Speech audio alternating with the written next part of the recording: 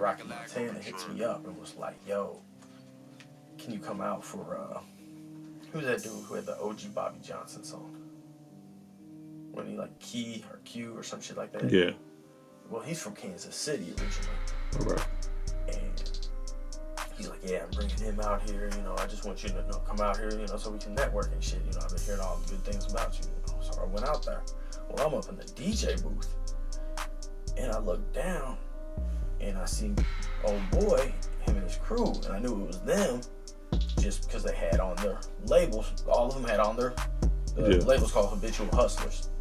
They all had their shirts on, so I was like, oh, that's gotta be them. I don't be studying people's fucking Facebook pictures and shit like that, man. That's weird shit to me.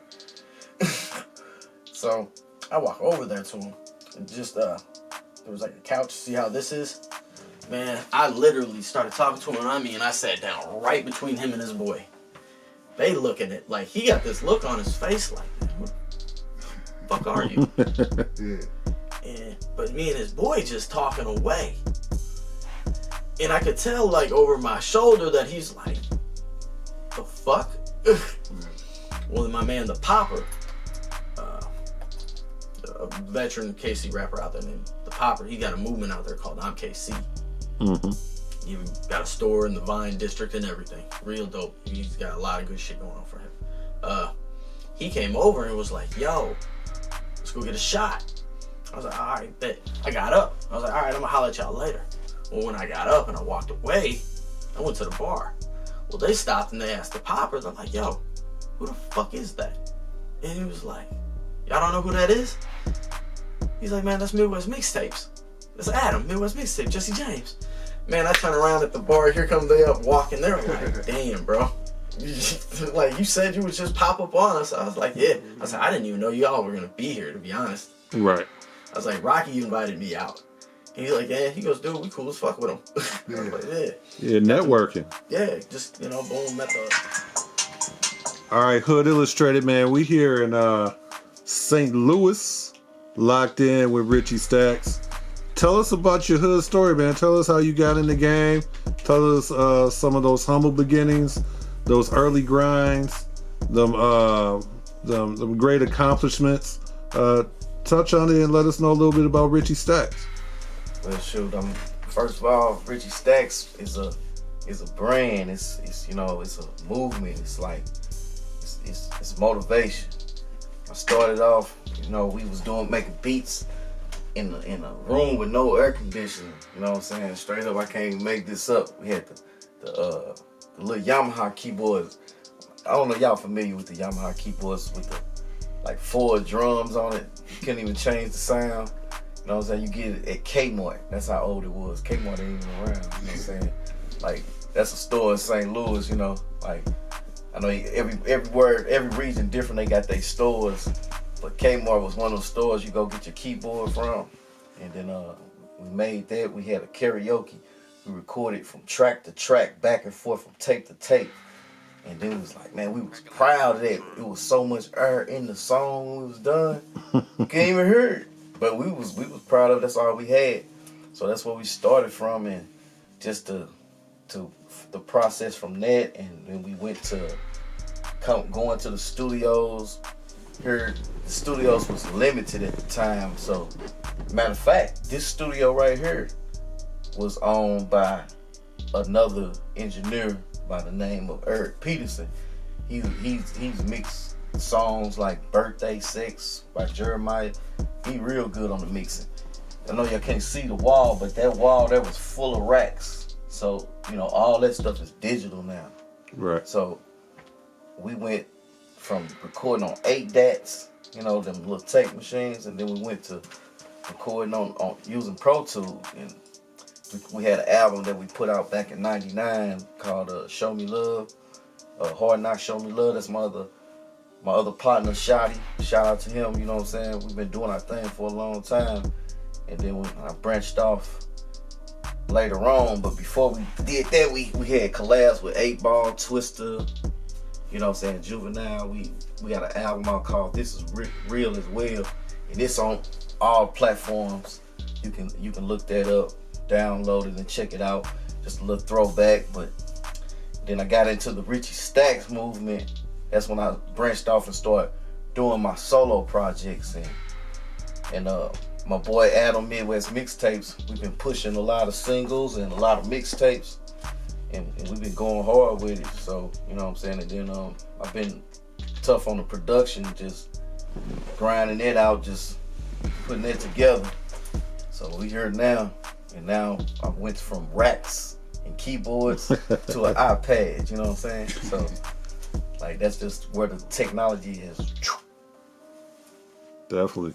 So, some of the production that you was playing earlier, you said you went from the DATs to the iPad. What was your first piece of equipment that you purchased that allowed you to go ahead and create a sound, a Richie Stacks sound that you start using, you may still go back to use right now?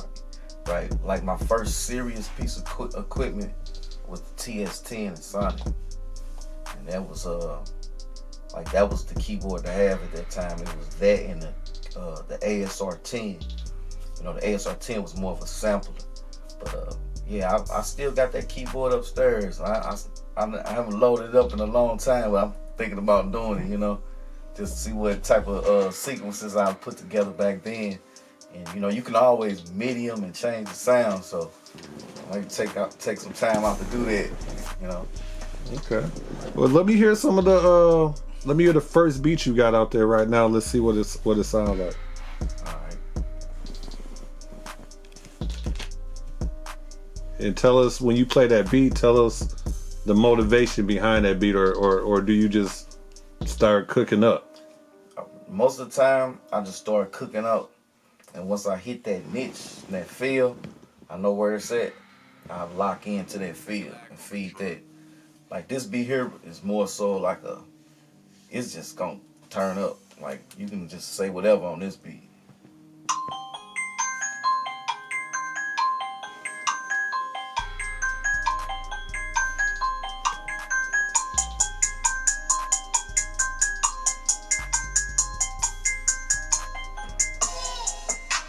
Right. If you had to say something on that beat, could you say something? Oh yeah, most definitely. Let me hear what you got to say. Well, I ain't really got much to say right now, but I go in the booth and just say it, you know. Okay. Like when I create my songs, I mostly come up with like the rhythm first. All right. Once I get the rhythm and know how I want to do it, I go in the booth and put the words to it, you know. But a beat like this, we ain't got nothing to lose. We ain't around the tune. All right, so you come up with the hooks already, and you make the beat around the rhythm and all that. Yeah, sometimes I'll make the hook first, you know, okay, and then make the beat around it. But most of the time, I just start cooking up and just go from there with it. Okay.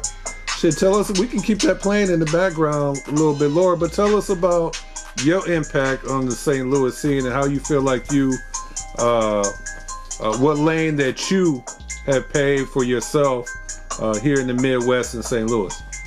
Well, I feel like I've created a lane where people look at me as like. Well, first of all, I'm County Brown, man. COUNTY, spell regular Brown, Maine. You know, I rep Addicted Dopeness Productions. That's my company. I know we all form companies, you know, amongst our friends and people around our surrounding area. So that's what happened with me with, you know, Addicted Dopeness. This is started in St. Louis with my partners when we was young, and 20 years later we still here now, you know, bringing in the younger generation with us and even helping the older generation. So kind of bridging the gaps between a lot of stuff. Me myself, I started off as a producer. We all have the same stories where we started in our mama basement or, you know, some type of function like that. But from there, things changed for me quickly where I ended up becoming a mixtape DJ. And that was probably one of my biggest things that I've done with this music industry is that becoming one of the biggest mixtape DJ, I will say this loudly and proudly, in St. Louis during the time. Now, you know, that's different, but during the time when I was with Hitman DJs, that's my brotherhood. based out of the South, based out of Atlanta. So I got a chance to learn from some of the greats like Bigger Rankin, Dirty Laundry to Greg Street, you know, even forming new partnerships with other people in the Midwest with my brothers like DJ Bishop, DJ Drizzle, all over. So now from that story going deep into the DJ world, now I'm into the marketing and promotions world, where I got a chance to work for a couple labels and do marketing promotions for them, from Universal Records to Interscope, and, you know, street team work of that type of nature for this marketing stuff. So taking all that, combining it, kind of like gumbo, and I say gumbo because, you know, my heritage is from New Orleans and stuff, but just mixing all that stuff together, and I'm trying to help my people, you know. So the hood I come from is called 1100. It's in the county. That's one of the reasons I call myself County Brown, because, you know, we always have this, you know, this stereotype that, you know, people from the county don't live the same, don't have the same, go through the same shit that anybody else go through anywhere. So it's one of the things, it really don't matter where you're from, but at the same time, I'm not here to glorify the county where it's supposed to be like, oh, you're supposed to be scared. It's just saying that I'm a black man. It don't matter if you're from the city, the ghetto, the hood. We all go through the same stuff. We all go through the same police brutality. We all go through the discrimination. So when we all, as our own people, judge each other from that, I had took that and said, you know what? Let me call myself county just to see, you know, to put myself on the forefront to represent my hood of what we are. Because I know I'm a real person, and by being real, you know, I feel like my representation represents others and stuff like that that come from where I'm from. So that's kind of like my hood illustrated story of who I am, what I'm about, and what I became of, you know.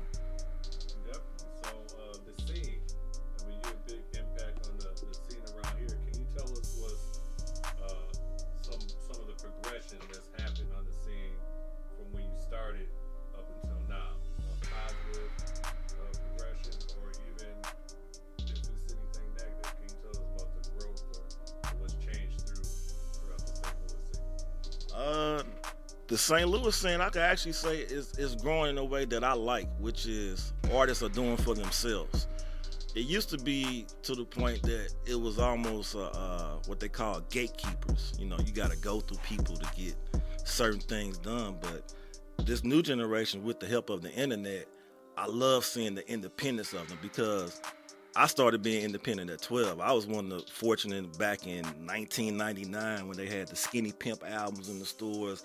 I had my album in the stores then, you know, wrapped up next to 8-Ball MJG and all that stuff. And back then, people used to be like, wow, how did you even get your CD in shrink wrap? But now that's not the day. Now it's like, how did you get your placement on a billboard? Or how did you get your stuff on, you know, some type of countdown? And I see that the independent part of St. Louis is definitely growing, and I see that everywhere. Now, as far as artists coming together and collaborating and doing that, the only thing I see now is just the generational gap. And I can't even call it age gap, but it's just more if you came, you know, out within the last 5 years, you don't really see artists that, you know, collaborating artists that came out 10 years